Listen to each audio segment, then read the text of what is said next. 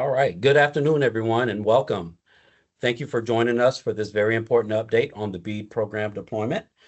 My name is Leo Garcia, and on behalf of the entire team here at Florida Commerce, we appreciate you taking the time to be here today. Our goal is to walk you through the next critical steps in the BEAD grant process and ensure you all have the information you need to be successful. This session is being recorded, and the recording will be made available on our website within the next 2 business days. Before we get started, we want to formally and sincerely say congratulations to our provisional awardees. We know that the application and selection process was incredibly rigorous and competitive. Being here today as a provisional awardee is a testament to the hard work you've already done and the strength of the projects you've proposed. This is a monumental achievement, and you should be very proud. We are thrilled to be partnering with each of you as we enter this next phase in this important initiative. The rest of this presentation is designed to give you the specific tools and information for these upcoming next steps that you will need to complete. So once again, congratulations. Now let's talk about how we get the work done. Here is a quick look at our agenda for today's discussion. We will first come over some high-level information on the agreement and contracting side, including the subgrant agreement process and timing, pre-award costs, the federal interest period, and pre-contract document requests you will be receiving shortly. We are also going to cover NEPA. We will give you a high-level overview of NEPA requirements and the process for the BEAD program, as well as cover the first activity, which will be defining NEPA project areas. We will have time for questions at the end throughout the presentation, so please feel free to put your questions in the chat box as we go along to be addressed at the end. The office will initiate the grant agreement execution process with selected subgrantees. These agreements will include, among other things, terms and conditions related to the description of services, roles and responsibilities, period of performance, compliance requirements, remedies for non-compliance, and other provisions required by federal law. Subgrantees should have received a request from the office to match current project area data with updated BEAD application data and can expect further communication regarding grant agreement execution. The grant agreement will hold subgrantees accountable for meeting implementation timelines, for providing services to customers, and completing all BEAD subgrant activities. It is the office's goal to have all agreements executed by March 31st, 2026. Florida Commerce will provide whatever technical assistance is necessary to help subgrantees meet the March 31st deadline. However, it should be noted that contracts must adhere to the guidelines and requirements established by the NTIA. These guidelines are fixed and are out of our control, and subgrantees should not expect to negotiate these terms. Providing complete and accurate information and responding promptly to requests will help us minimize delays and ensures your agreement is reviewed efficiently. All right, so let's talk about BEAD deployment agreements. We'll first go over the high-level timeline. Florida Commerce received NTIA approval on January 7th. The next step in the federal approval is NIST approval, which we anticipate will occur here by January 27th or so. Once NIST is approved, the state will receive their official notice of award, which will need to be executed by the state. This date is important because it starts a shot clock. All grant agreements will need to be signed 6 months from this date. To prepare for signing grant agreements, there are several documents and certifications we will need to collect before any agreements can be signed. We will discuss this in more detail in a later slide, but we are anticipating issuing this request later this month. We will discuss the NEPA process in more detail in some of the following slides, but the target is to have this process completed and approvals within the next 6 months. A NEPA approval from the NTIA will be required before any project work can start, which is why it's so critical to get this element going right away, given our 4-year deployment deadline. Finally, grant agreement. Florida Commerce has a goal to have all grant agreements signed by March 31st, 2026. This is an ambitious timeline, but one we believe to be achievable with your partnership. Florida Commerce has created a standard BEAD agreement. This is based on previous programs and BEAD-specific terms, which will be non-negotiable. The expectation is that there are very little, if any, changes requested or incorporated into those agreements, and that most provisional subgrantees will be able to accept the standard agreement. Now I'll pass it off to Madison with the KPMG team to talk through the agreement and contracting terms. Great. Thank you, Leo. Okay, so as we move into the grant execution phase, it's important to remember around the Build America, Buy America policy. So this policy requires that certain broadband network components, construction materials, and other related equipment must be made in the U.S. So just as you're preparing and planning for your projects, please remember this requirement is applicable. We also want to provide a reminder around the letter of credit or performance bond requirements. So Florida Commerce has elected to use all of the waiver options for this requirement that were provided by NTIA. And those include options for just the standard 25% letter of credit from a qualifying bank or credit union, or a 100% performance bond from a qualified surety company.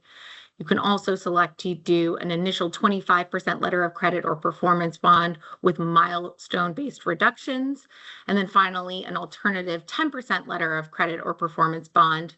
However, that last option is not available to our LEO providers.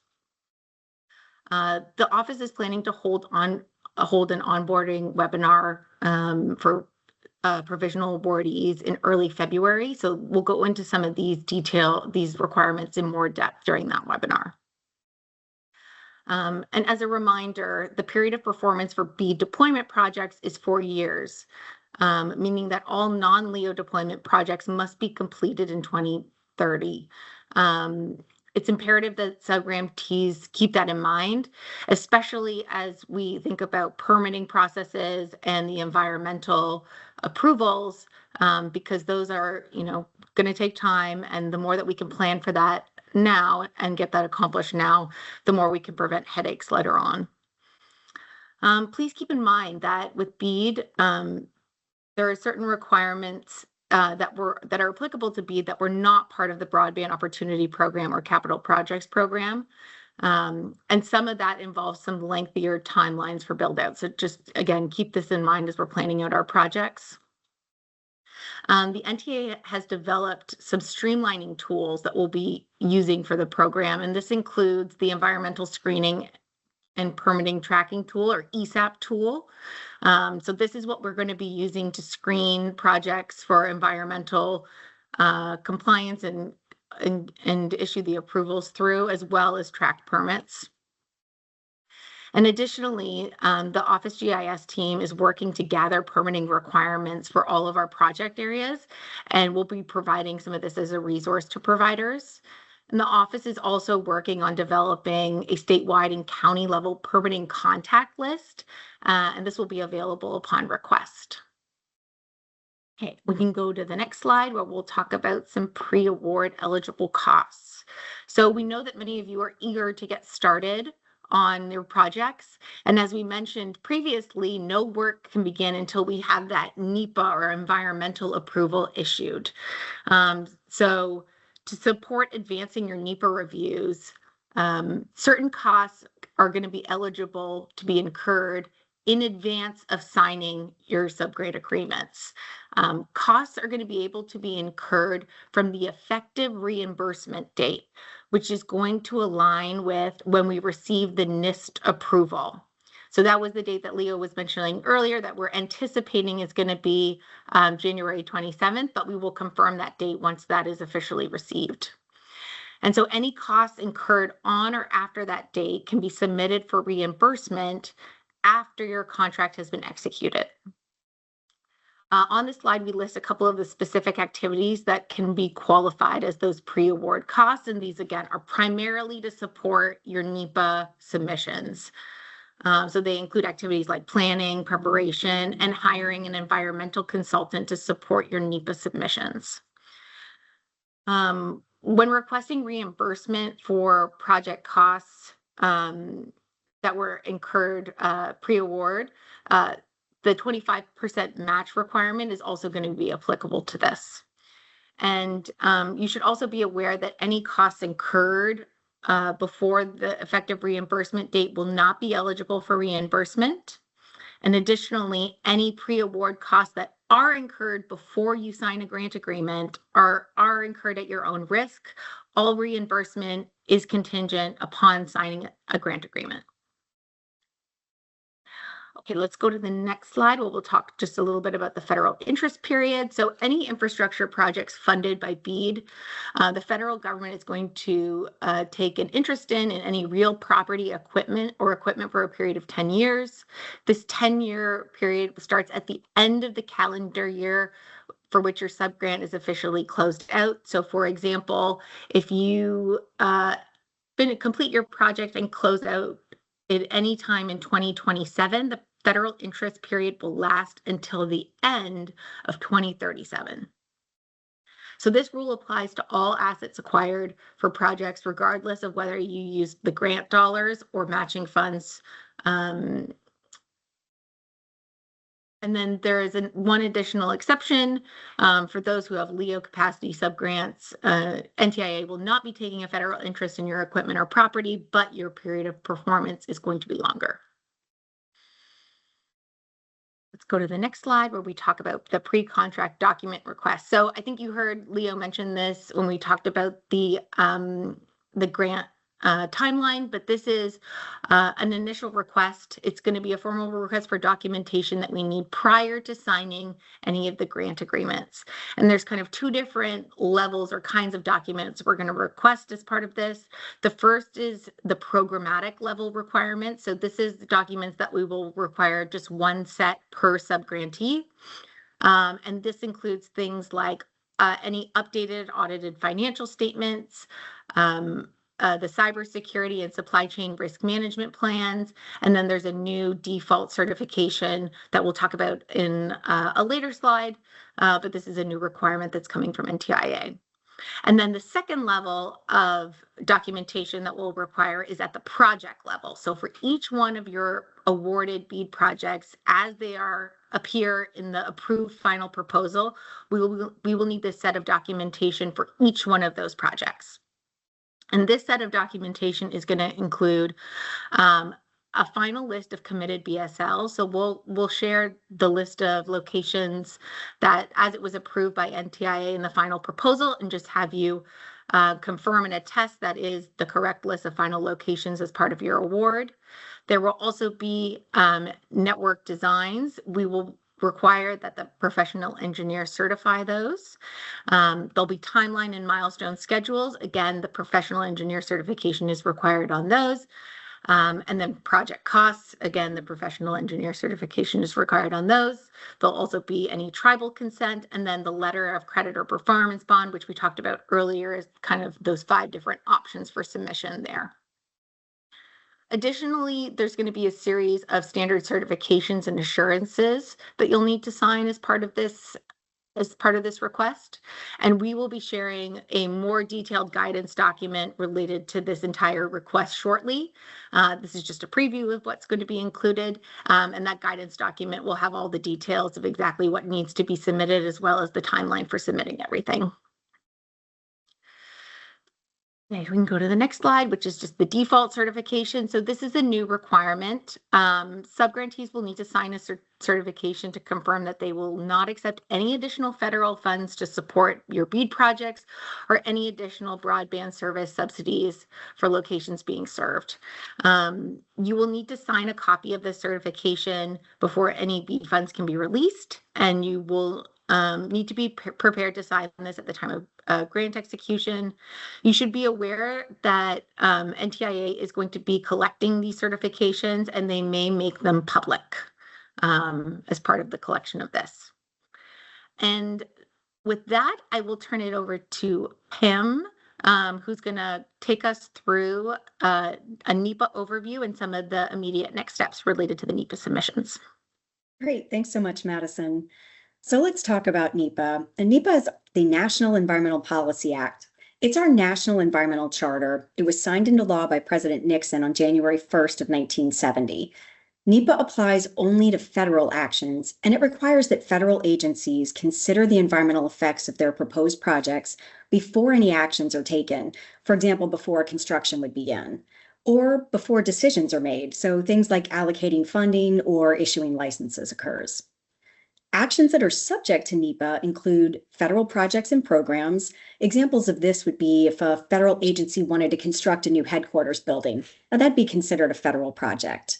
Also, federal funding is subject to NEPA. That includes the issuances of grants or loans. This is what triggers NEPA for the BEAD program. And two other things that trigger NEPA, one are federal permits and authorizations. So this includes issuances of license by federal agencies that authorize actions by non-federal sponsors. And the last one is legislative proposals. These are pretty rare. Legislation is usually proposed in a way that doesn't end up triggering NEPA. See, the Environmental and Historic Preservation Review is often referred to as EHP. This includes the requirements that ensure that subgrantees comply with all applicable environmental laws and regulations. It's important to note that this is not just NEPA. There are other statutes that need to be complied with as well. Subgrantees need to comply with other environmental regulations, including Section 7 of the Endangered Species Act and Section 106 of the National Historic Preservation Act. Now, I mentioned Section 7 and Section 106 because they're often associated with BEAD projects. However, there are also other laws or regulations that may apply to your specific project, particularly those pertaining to floodplains and wetlands. It's also important to note that the Environmental and Historic Preservation Review process must be successfully completed prior to any construction activities beginning and before NTIA can release funding. We can go to the next slide. If a BEAD project is subject to NEPA, meaning that it's not an exempt project, then there are 3 levels of NEPA review that may be required that document compliance with the National Environmental Policy Act. The federal agency is ultimately responsible for determining the appropriate level of NEPA review, and this determination is made based on background information provided by the subgrantee for each project. Now, the first level of NEPA review is a categorical exclusion, or CE. You may also hear it referred to as a CADX. It's anticipated that the majority of BEAD program projects will be addressed by a categorical exclusion. Categorical exclusions apply to a category of actions which do not have a significant effect on the environment. These actions are ones that agencies have reviewed in the past and have determined that they don't have significant environmental effects. NTIA has adopted 47 categorical exclusions that support broadband projects, and these can include things like closing and demolishing a building that's not eligible for listing under the National Register of Historic Places. That would qualify for a categorical exclusion. Now, before a categorical exclusion can be applied to a specific project, the subgrantee must consider whether extraordinary circumstances exist that have the potential to result in impacts that could be significant. NTIA specifies 13 extraordinary circumstances. Now, one of those extraordinary circumstances is currently not applicable.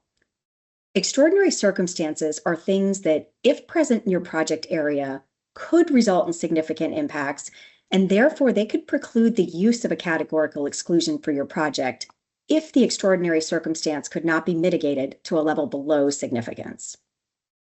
Extraordinary circumstances for NTIA projects include things like proposed action may adversely impact species listed or proposed to be listed as endangered or threatened, or have adverse effects on designated critical habitat for these species.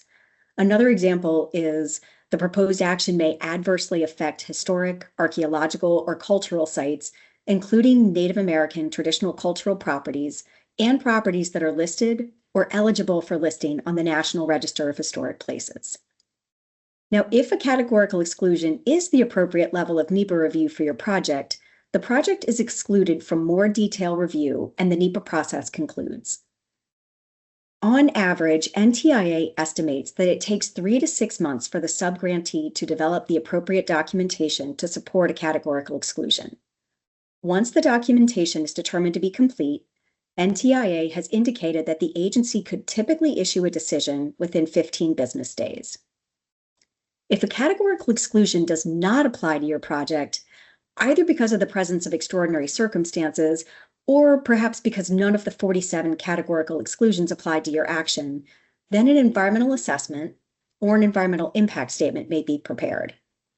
An environmental assessment is prepared, you can also see that as an EA. Those are prepared when a categorical exclusion didn't apply, or it could be prepared when the effects of the proposed action are anticipated to be less than significant, or potentially if the effects of the proposed action are just unknown. An environmental assessment is a more detailed analysis than a categorical exclusion, and it can often include a public review period. And this is a time where the public and interested stakeholders can participate in the process by submitting comments on the scope and the content of the environmental assessment. Of the projects that are not expected to be addressed by a categorical exclusion, NTA anticipates that the majority would require environmental assessments. And by statute, environmental assessments must take no longer than 12 months to complete. It is not anticipated that many, or possibly even that any projects would require an environmental impact statement. An environmental impact statement is the most detailed statement required under NEPA. EISs are prepared when the action is anticipated to have significant effects, or they could be prepared if an environmental assessment was previously prepared and significant effects were identified in the assessment that couldn't be mitigated to less than significant levels. By statute, a final environmental impact statement must be issued within 2 years of initiating the NEPA process. So let's go to the next slide and we'll look at the overview of the requirements. The first step, the subgrantee engages the support of a qualified environmental contractor or potentially identifies qualified in-house staff to support this effort, and the team defines the NEPA project area. We'll talk more about the NEPA project area on the subsequent slide. The next step, Florida Commerce reviews the NEPA project area and provides feedback or suggested revisions on the NEPA project area, and then submits the NEPA project area to NTIA. In the third step, the subgrantee submits the project description package to Florida Commerce. This package includes any relevant maps, photographs, and shapefiles. In step 4, Florida Commerce reviews the project description and holds a kickoff call with the subgrantee. For step 5, the subgrantee prepares the categorical exclusion and the extraordinary circumstances screening documentation. The documentation is then submitted to Florida Commerce for review. Now, during that review, Florida Commerce confirms the applicability of the categorical exclusion. In step 6, the subgrantee completes the categorical exclusion and any environmental and historic preservation documentation. And if appropriate, the subgrantee initiates consultations that are within the subgrantee's purview. Florida Commerce oversees these consultations and offers support throughout the entire process. In step 7, Florida Commerce submits documentation via ESAPT to NTIA. During this step, all outstanding consultations are completed and NTIA issues a NEPA decision document. In step 8, the subgrantee completes all permitting actions, including the environmental resource permits, Florida Department of Transportation right-of-ways, and any other necessary approvals that are consistent with the NEPA decision. We'll go to the next slide to talk about the NEPA project areas. So on this slide, we're going to define what we mean by a NEPA project area. You can think about this as the complete construction space for your project that'll be moved through the environmental review process. So this will include the total construction footprint, any ground disturbance, the proposed route and facilities, any associated existing facilities that you'll be tying into, temporary and permanent access points, and laydown or staging areas. In other words, it's everything on the ground that needs to be built or disturbed to put the project in service. It's important to remember that NEPA must consider all construction activities necessary to complete the awarded project.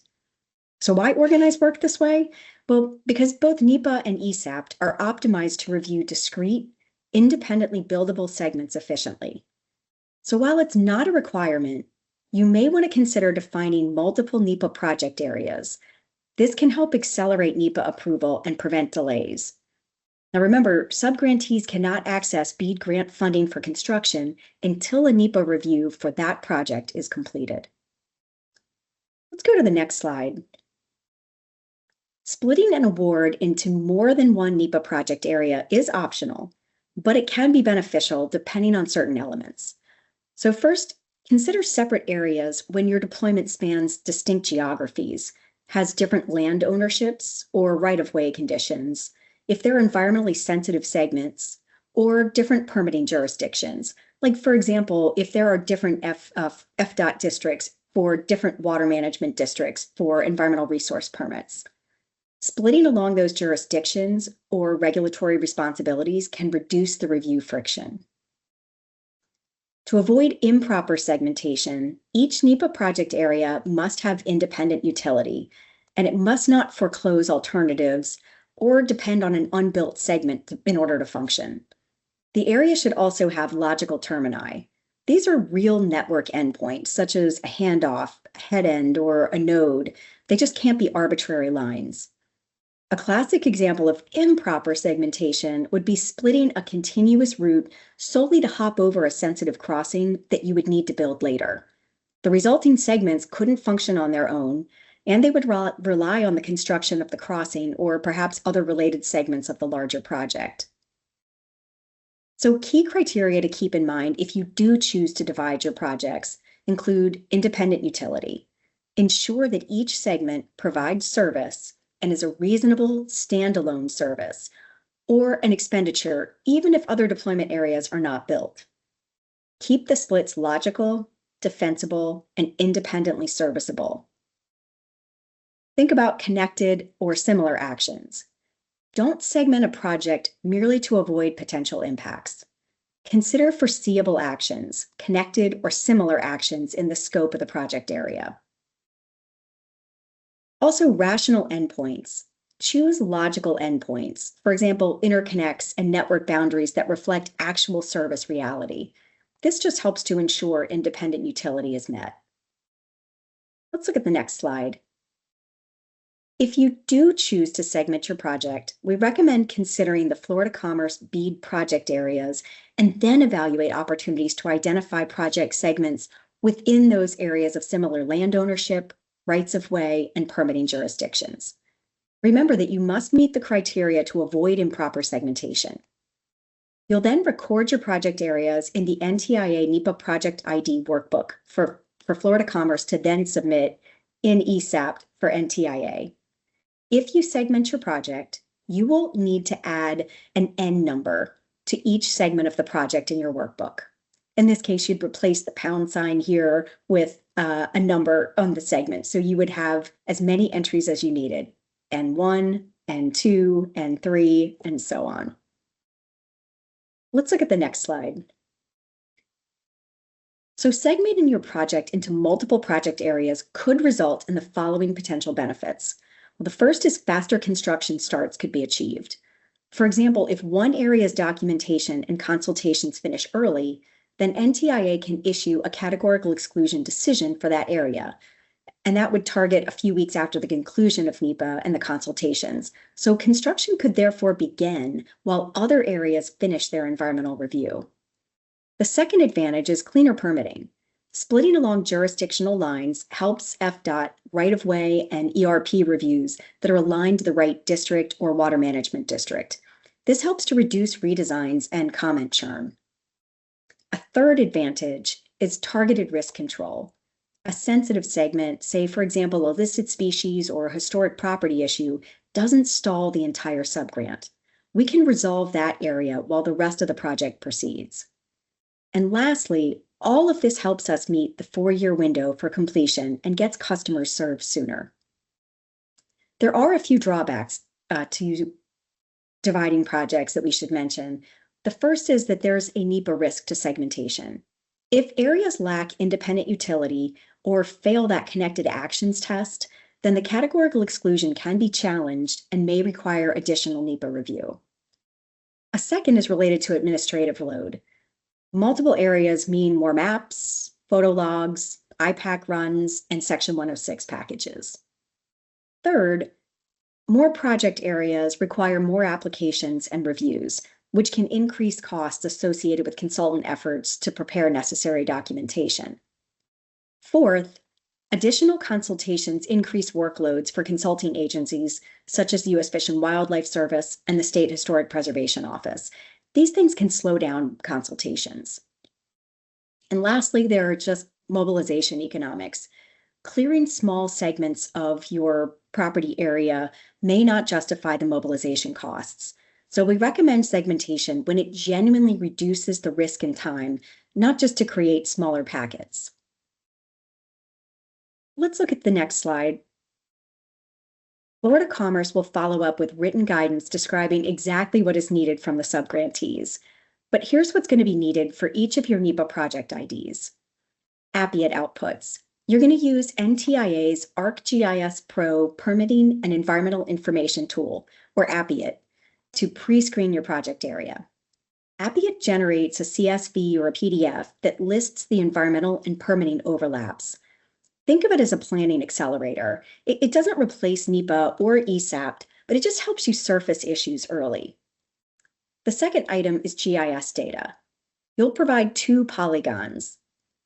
The project area, which includes the construction footprint, route, staging, temporary and permanent access, and also the ESA action area, which is the boundary used in IPAC for species effects screening. You'll also include relevant overlays, for example, FEMA floodplain maps, Fish and Wildlife Service, wetlands inventories, and route center lines if applicable. There'll also be an internal review form. Florida Commerce will circulate a checklist that describes what's needed from the subgrantee. All of this will be forthcoming, and it's really intended to standardize the review process. You'll also have the NEPA Project ID workbook. Subgrantees will list projects in the workbook for Florida Commerce to coordinate with NTIA so that your ESAPT records are created. Your role is to ensure that every location ID is mapped to exactly one NEPA project ID. You're going to keep your IDs consistent with your geospatial files. Florida Commerce is working on resources to help guide you through the process. We're anticipating a written guidebook that'll describe the steps associated with this process in detail. There's also the potential for Appiate support and other opportunities for technical assistance. So now I'm going to turn things over to Leo to discuss next steps. Thank you, Pam. So wrapping up with the immediate next steps, Florida Commerce will be publishing a guidebook to provide additional direction in the coming weeks and recommend checking the Florida Commerce BEAD Hub page for updates. Pre-contract document requests will be forthcoming. Provisionally awarded subgrantees will be receiving communication from the KPMG team to get this process started. We anticipate the subgrantees that can begin submitting NTIA NEPA Project ID workbooks to initiate the environmental review process in mid-February. With that, I'd like to thank you all again for this opportunity to explore the next steps in the BEAD program.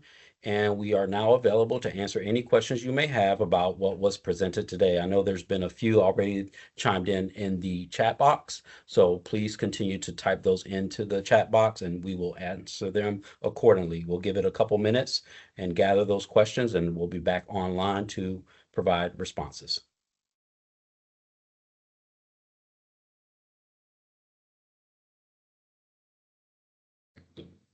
Hi, everyone. My name is Charles. I'm going to be moderating the Q&A today. So we're going to start with the questions that have trickled in. So first and foremost, thank you guys for your time and your questions. We're going to start with the first question from Nick.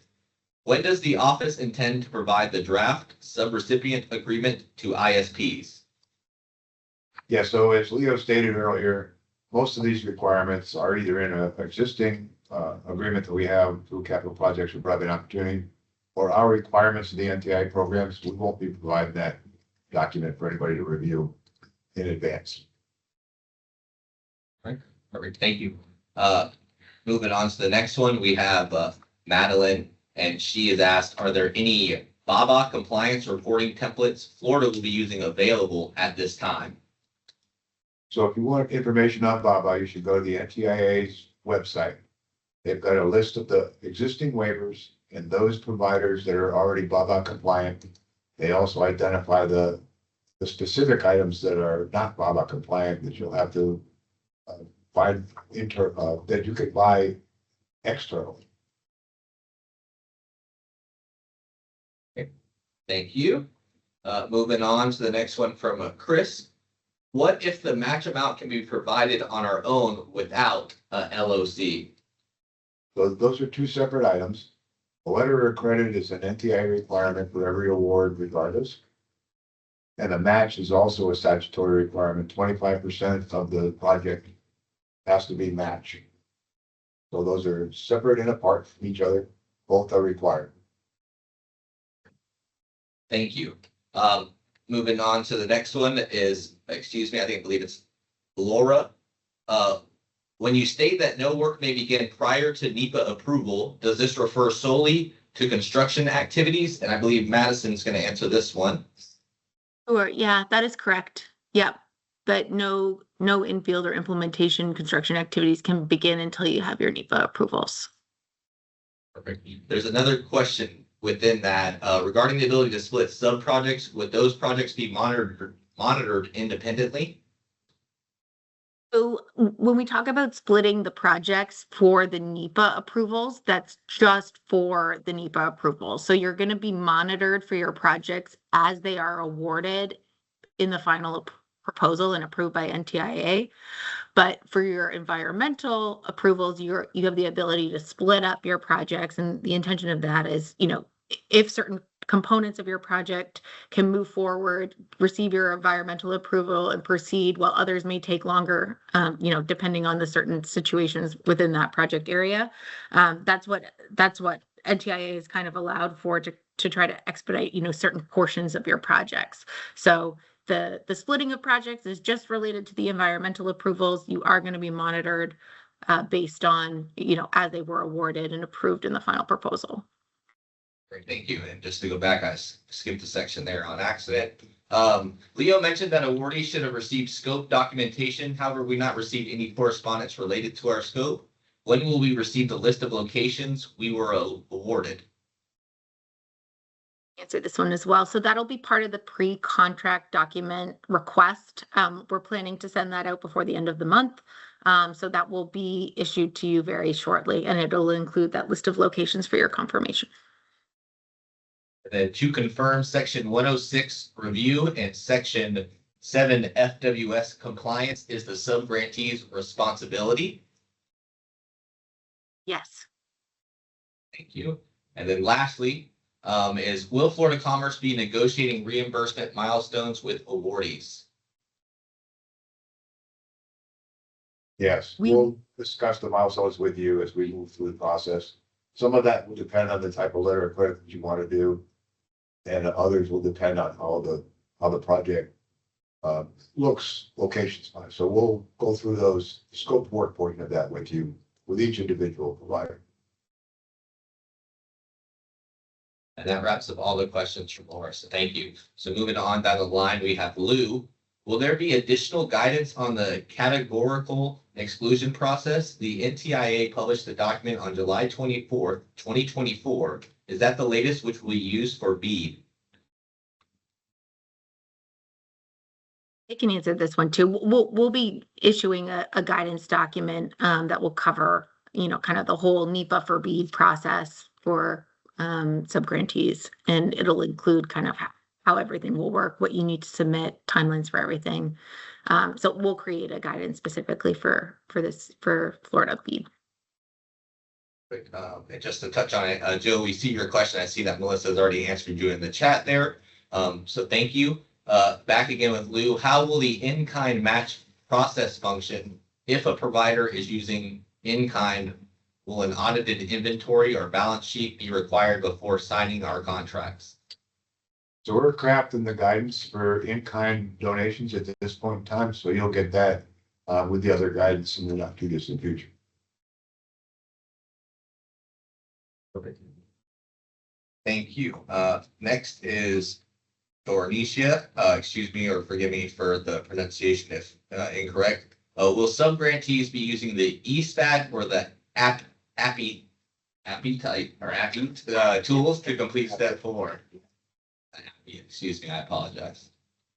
So I can answer this one, although I'm not sure what step 4 we're referring to here. I don't know if that whoever submitted that question is able to just clarify which step 4. But generally, we will ask subgrantees to use the Appiate. I don't know if that's the right way to say it either. The Appiate tool to as part of their project area submissions. So that's the like GIS based tool that NTIA provides that will list, different land ownerships and boundaries that are within your project areas. So we will ask that that gets submitted as part of your project area submission. And then the broadband office will be using the ESAP tool for submissions of the NEPA applications to NTIA. So the subgrantees will not be using the ESAP tool directly, but we will be asking for information in, the exact format that it's going to need to be submitted in that tool. So we'll provide a form that is essentially what we'll need to submit through that.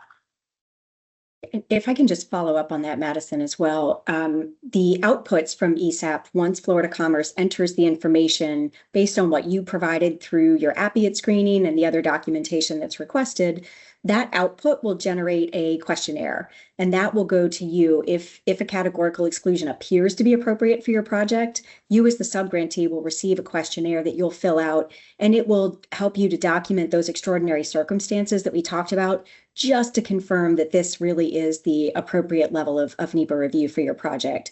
So it's intended to help guide you through the process.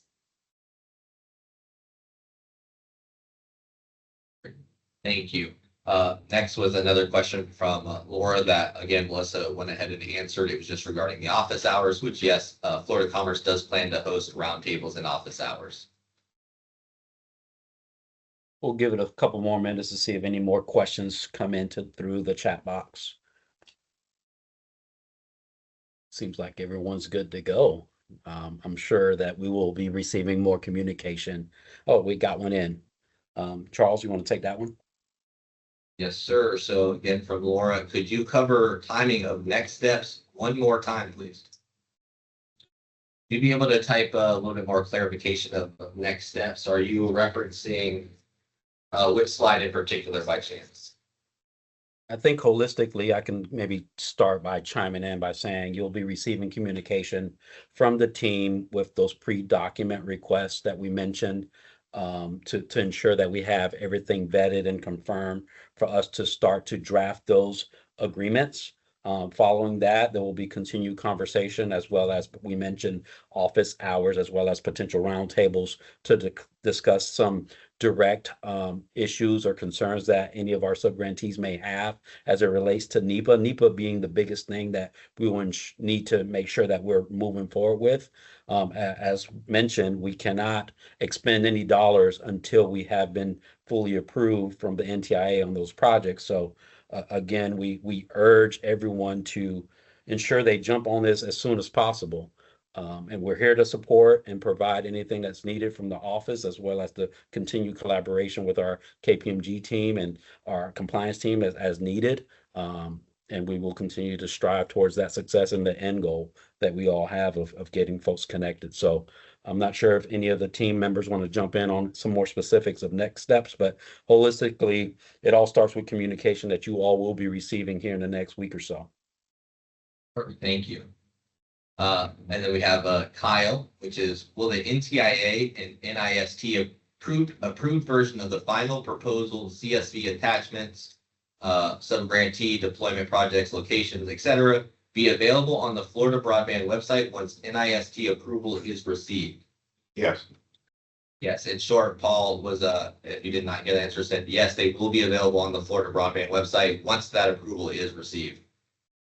We'll give it about a minute for any other questions that may trickle in. All right. Well, again, congratulations to all, and we thank you for your participation in today's webinar. As mentioned, we do plan on posting this recording here in the next couple business days. So I know that we had a few late arrivals, so this will be made available to you to reference at your convenience.